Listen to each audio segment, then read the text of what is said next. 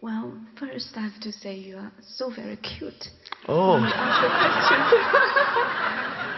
Thank you.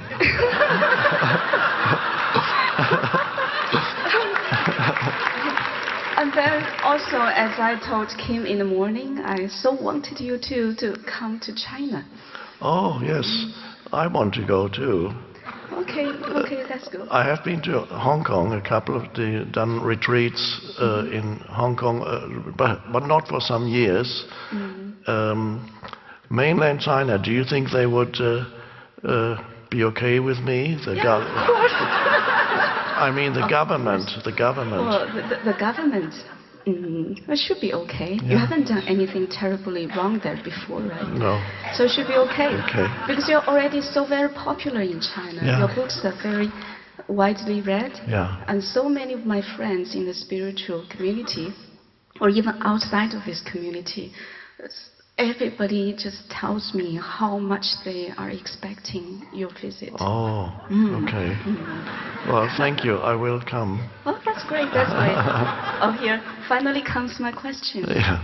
Okay, so how can we truly accept and surrender and be present without having to go through a lot of sufferings or intense sufferings to the point that you have no other choice but to give up your ego? Right. And for instance, when I hear certain statements like, you must not reject your rejection, or you must not judge your judgments, well, that made me feel even more painful, because that's exactly what I'm doing. So sometimes, most of the times, I am aware that I'm judging this or that, but how to proceed further to really accept, but not just accepting in my mind. Ah, yes, yes. Now, as you mentioned, it is true that for some people are forced into surrender because they cannot stand the suffering anymore. And sometimes life does that to you, to a person. So the suffering becomes so intense that was the case with me. Suffering became so intense, I couldn't stand it anymore. I couldn't stand myself anymore. On some level, there must have been a realization that I was generating the suffering. I didn't really consciously know that, but I could not live with myself anymore, as that was the phrase that came into my head before I disidentified from the egoic self, the mind-made, unhappy me. And then there are those people who are sufficiently conscious, like all of you here, yet they are sufficiently conscious to be able to surrender or accept voluntarily without being forced into it by life. So it's a voluntary decision to come to an acceptance of what arises in this moment. But the acceptance needs to be deep enough so that it's not just on a conceptual level, but also on a deeper level. So the emotional level, for example. Otherwise you would be lying to yourself when you say, let's say you are in a situation that generates irritation in you. Let's say a relatively small situation. There's a long delay somewhere, you're waiting for something, there's a long delay. You can find irritation beginning to build up. At some point you realize that irritation is beginning to build up. Then your mind says, I need to surrender, I should surrender to this situation. I need to accept it the way it is, okay. And then the mind says, okay, I accept this situation the way it is. The question is, does it remain a statement in the mind? Because the true acceptance needs to go into every cell of your body. You need to be in touch. This is why, as a practice, body awareness is very helpful when you're not being challenged, just to feel the inner body, so that habitually you're able to place attention into the inner energy field of your body, which also helps you to know what's going on in the emotional field of your body. So let's say you're irritated at the airport, the flight is cancelled, now you're lining up, hypothetical situation of many situations like that happen all the time. Your flight is cancelled, now you're lining up again to get on another flight, but there's 20 people ahead of you. Here in China, the airline industry is not very long waiting periods, and people get very upset at airports because they have to wait a long time, and they suddenly start shouting, "Can't take anymore." So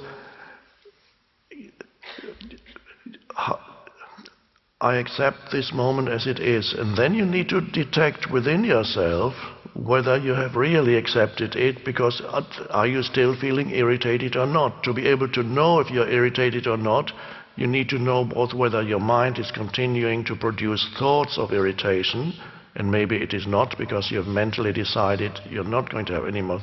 But in the emotional field, you may still be angry and irritated. So your attention needs to move into the body so that you're aware, is there still irritation in here while my mind is saying, I completely accept this moment. Or you could say another example of that would be, I forgive you. I forgive you. But there's something in you that hasn't forgiven. So you have forgiven on a superficial mental level. So you need to get your attention in there to actually feel it's not only what your mind is saying at this moment, what does it feel like to be in this moment? What is the feeling of it? And that will tell you, when you ask yourself, what's the feeling of this moment, that directs your attention into the body. And then you'll notice whether there's still, or whether there's a contraction still. And if there is, you can notice it. You say, oh, there's still irritation there. And then what you can do, for example, is accept whatever you feel. Acceptance, surprisingly, changes it most. It's the greatest agent for change, accepting whatever you feel.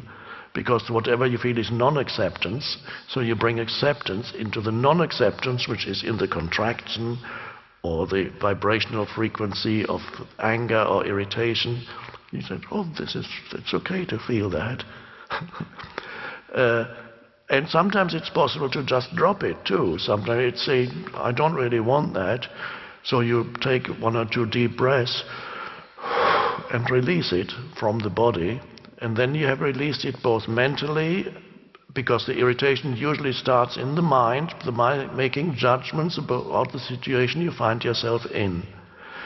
The body then reacts to the judgment and creates an emotion that reflects the mental judgment. So it's always good to start with the mind and realizing, I am not irritated because of this situation.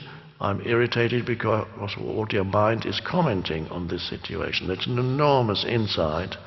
And that applies to so many instances in your life when you feel any kind of unhappiness seemingly being caused by the situation you find yourself in, by people, circumstances, and so on, seemingly caused, but 95% of the unhappiness, to use a generic term, in whatever form it arises, and 95% of the unhappiness is generated, surprisingly, by your mind. What your mind is saying about the situations that you find yourself in. Once you realize that, you realize that you can be free of that, because you don't have to do it. It's the egoic mind, the unconsciousness, the unobserved mind is generating it. So that's the first, there you stop. Then you look at the emotion. Then also you have enough consciousness left when it's not continuously absorbed by agitated thought processes. Then you have enough consciousness left to direct it into the body and examine what it is that you feel. So the 2 levels. So let me know how it goes next time you're at an airport in China, for example, or many. What city do you live in? Shanghai. Oh, yeah. Well, that's where it's all happening. It must be a very dynamic place, I imagine. And high energy. Everybody's active and doing things. And that's a wonderful place to practice presence. It's ideal. And of course, you're challenged all the time. But Shanghai needs you and people like you who bring consciousness there. To bring you there. Yes, thank you. Thank you. Thank you. Thanks.